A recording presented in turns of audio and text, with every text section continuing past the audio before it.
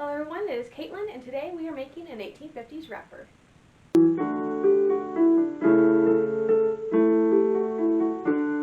Alright, let's get started. So I have here this lovely print. That's probably a little bit earlier than early 50s, but I'm going to use this wrapper for late 40s, early 50s, and also wrappers are usually made out of old dresses, so I'm pretty confident in my choice.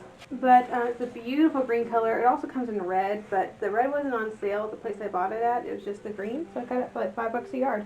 And for a reproduction fabric, that's pretty good. So we're going to go ahead and get started. I'm going to sort of use the K-Fig wrapper pattern, but not really. I'm going to use the front panel in the bodice shape, I think. Other than that, we're going to kind of just do this on our own. So let's go ahead and start with the skirt. I'm going to use 2 panels of fabric. I need the finished back skirt length to be 43 inches, actually 43 and a half. 43 and a half inches, which means I'm going to cut it 45. So we're going to straighten this up first just to make sure it's straight.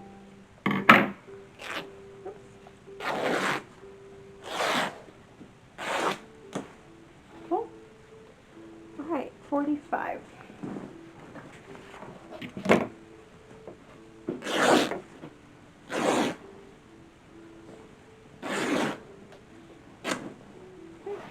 One panel.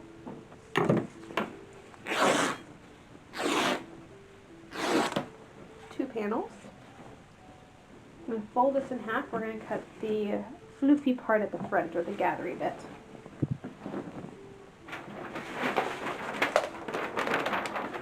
I'm going to use the K-Fig part for this. Here's what we're going to do. We're going to let it be a little bit wider. We're going to match it on this edge. We'll cut that out, and then we'll just cut this part in half to make 2 panels. I also need to add 2 inches to the hemline of this because this is a little short for me. I'm going to go ahead and cut out with the 2-inch addition.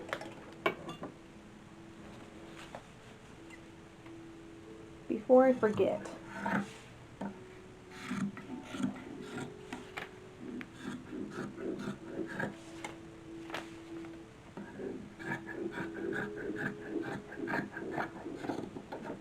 Now I do need to be very careful whenever I sew this together, at least on the skirt panels. It's not quite working.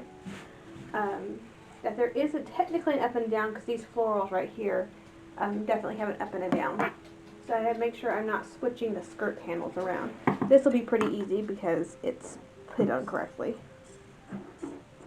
This will be pretty easy because of the neckline that we cut out. Now this has shown me it would rip on the straight grain, because I could technically rip this, but it's fairly easy to cut along a fold, so we'll just cut this part. Alright, that's done. Now I made this wrapper before and I know how it fits me. I'm not doing the front lining that's fitted, and I know the back fits decently, so I'm going to go ahead and just use the pattern as is.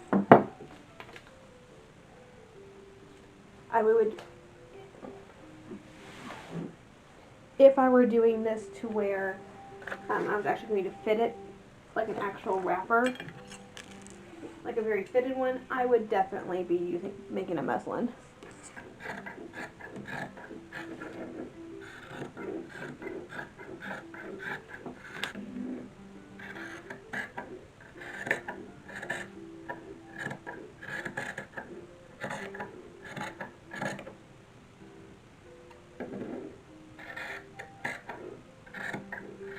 Right now I'm measuring to see how much piping this gave me to make the decision on whether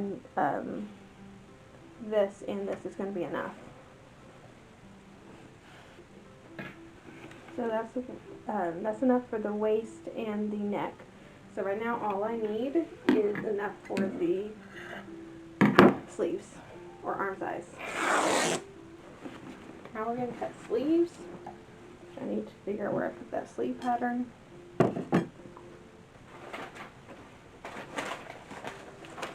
Okay.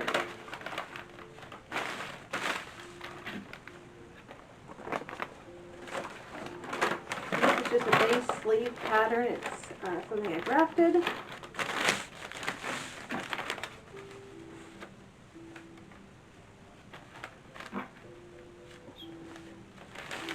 We're just going to need to make it a little bit fuller at the bottom.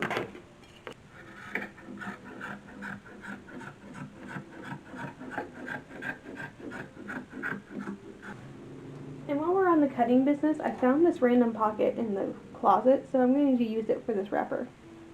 Just in case you haven't figured it out already, I actually have no idea what I'm doing right now.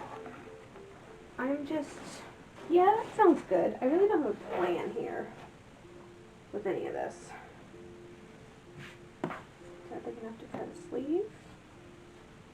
Ooh, do I want, this kind of matches that fabric. Do I want the brown to be the lining for the sleeve? Let's go with yes. By the way, I have an unofficial goal of getting this done in like 5 hours, so we'll see. I don't need it. It's Wednesday. I don't need it till Saturday. But tomorrow's Thanksgiving, and the day after that, I have family obligations, so I'd like to get this done today. But again, but it's already like 5 o'clock, so we shall see. The more I look at this fabric, the more I love it.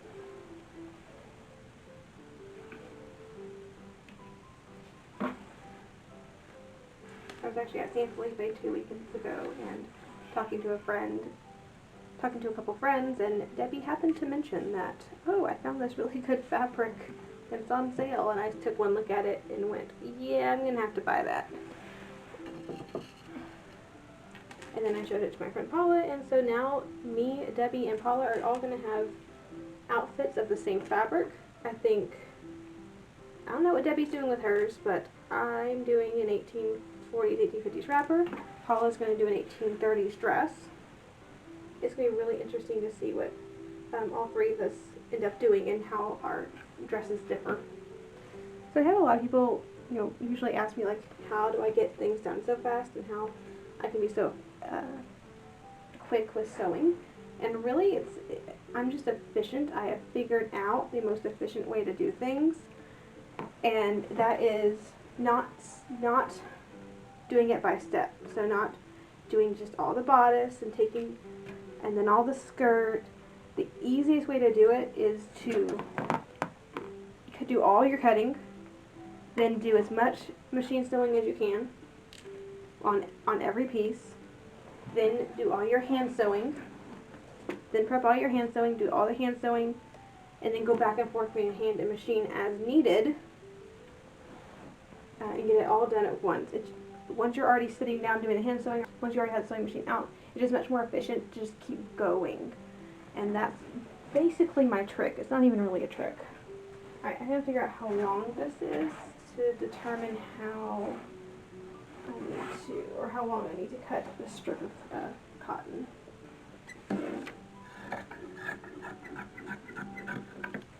Okay, so all that is prepped. We're also going to sew together all the piping. And I think that's all the press work we're going to need to do. Whenever we get the skirt sewn together, we'll have to come back to the machine and do the facing. But we're not going to do that now. We're just going to sew all this together. Alright, I've been sewing away. Got a lot of it done. Let's work on the last pieces.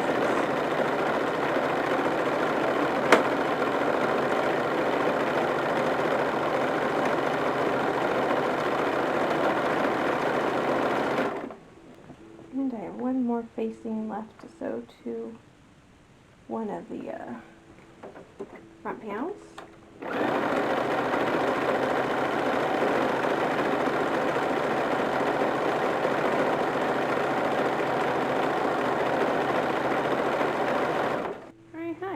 This is Stella. I think y'all have met her before. She's not feeling well today. She has an upper respiratory issue, and we had medicine, but we just started it today, so she's still not feeling great, but she's a lot better than she was. So she's just hanging out in my lap between our medicine doses. And I'm sewing piping onto the wrapper. My next step is going to be sewing the skirt to this. I'm going to find the center. She's also mad because I paused the movie while I was filming. And she likes watching the TV or the computer screen, because I really don't watch on the TV. I watch mostly on the computer screen. And she enjoys the movement. So I already put gauging threads into the skirt. That's the word I was looking for. Mostly using this to the other side. Actually, I think we're just going to do this one half at a time. I know we've done lots of sewing on skirts on the channel before, but take our little bites.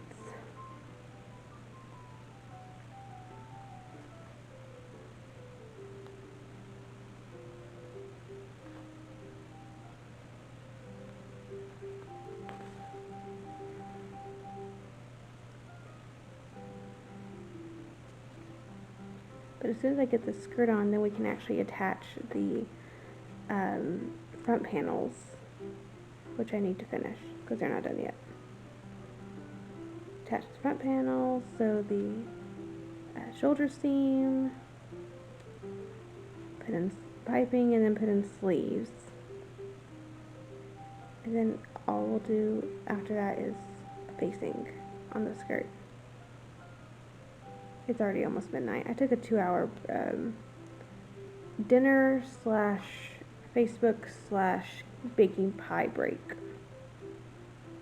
It took a while.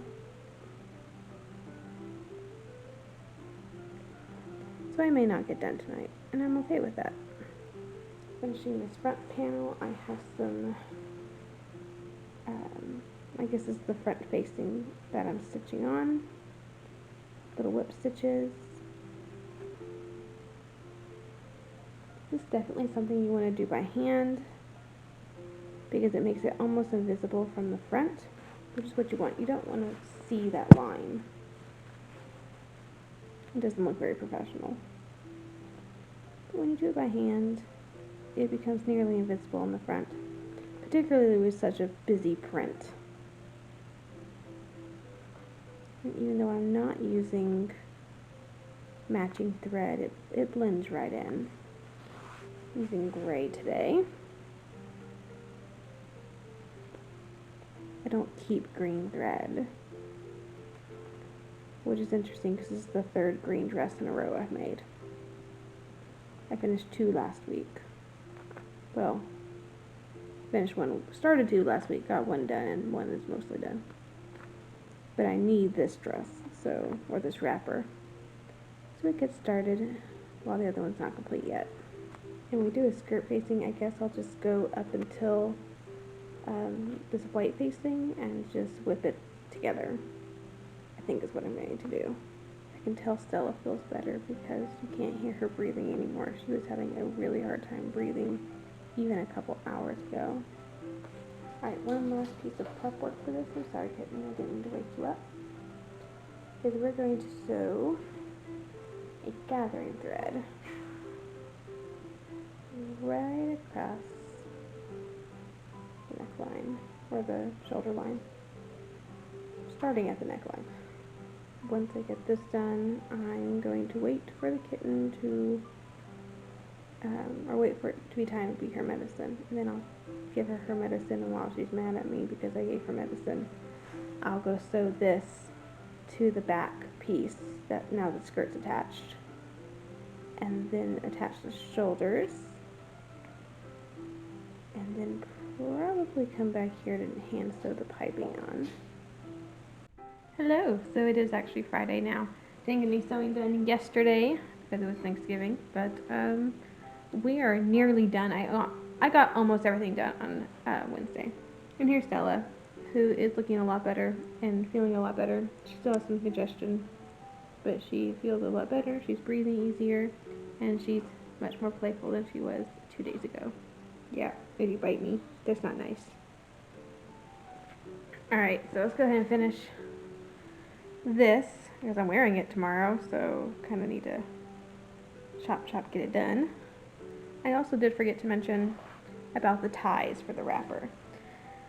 So I wasn't sure if I wanted separate ties or attached ties. I ended up going with attached ties, and I don't think I actually got any of the filming done. It was late Wednesday, I wasn't really paying attention. So they are in there now. They're just regular, they're back here somewhere.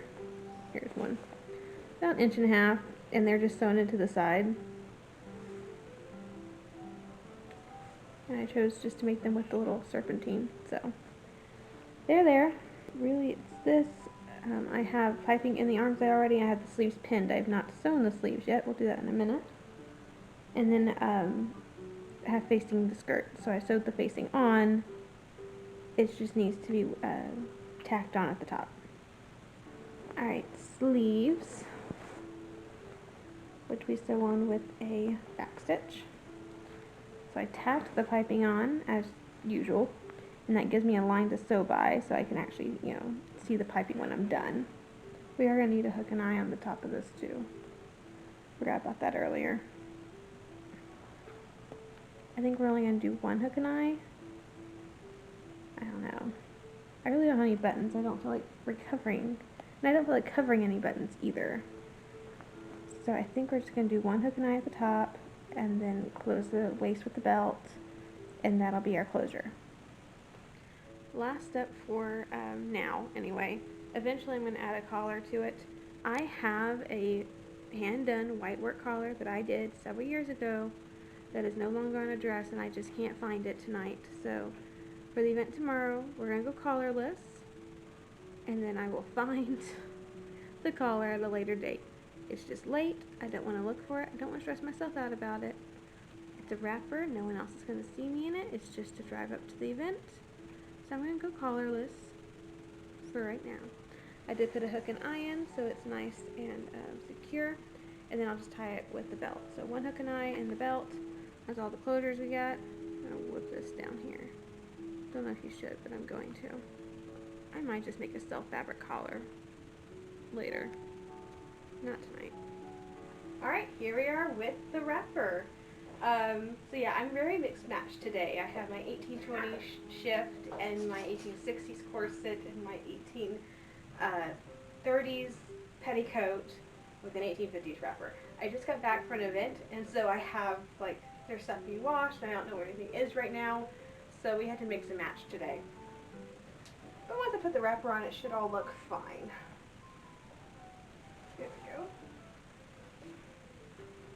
I still probably should put a collar on it, but I've worn this wrapper like 4 or 5 times since making it, and haven't yet done so.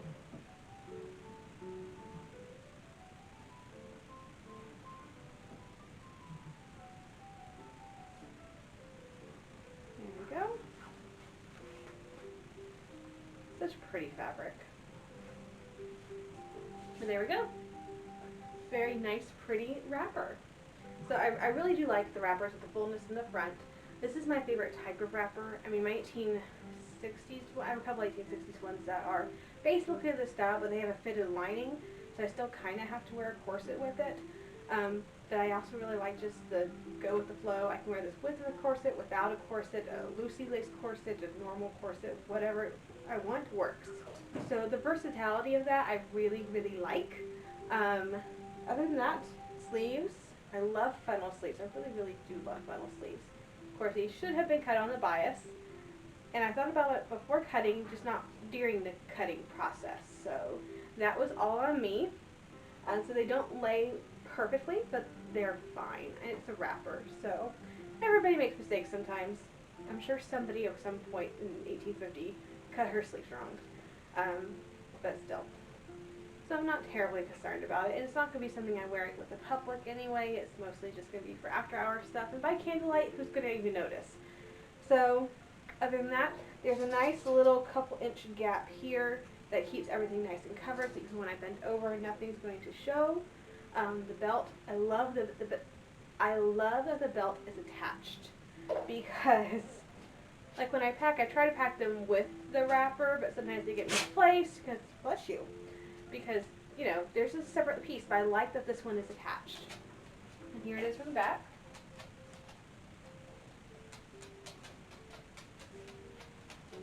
It is a bit long on me. I mean, it's going to the floor right now. That's because I only have one petticoat on.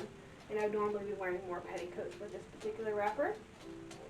But I just love the fabric. I just absolutely love it. And I have a dog who's just like, Mom, give me attention. Mom, attention. I know.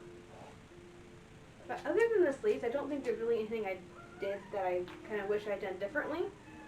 I could, again, add a collar. I do have fabric for a collar. I could also do a white collar if I wanted. What is your problem? Wow, everyone's just very needy today. What do you want? Okay, you want laces. Where was I? We were talking about fabrics and I don't know where I was. Hopefully I was done with that thought.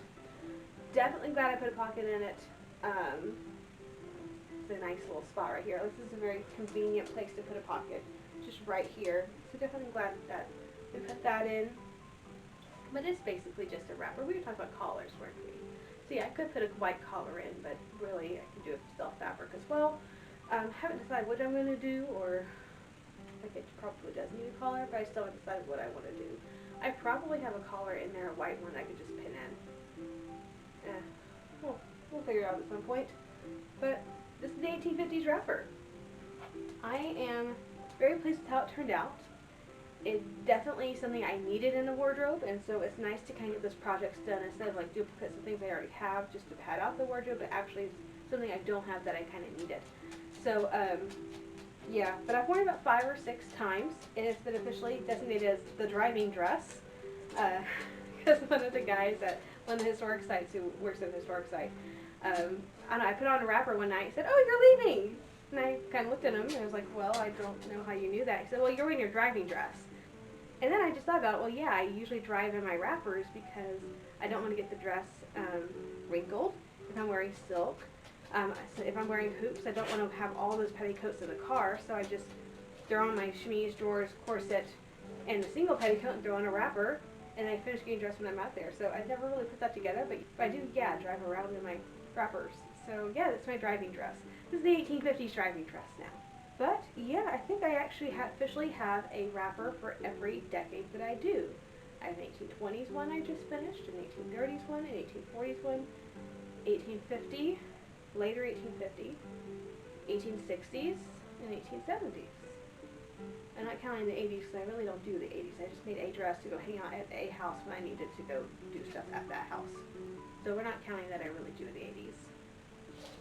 But yeah, the only thing that could possibly pad out the wardrobe with another wrapper, I could potentially use an 1865 to like 1870 wrapper, like that elliptical shape.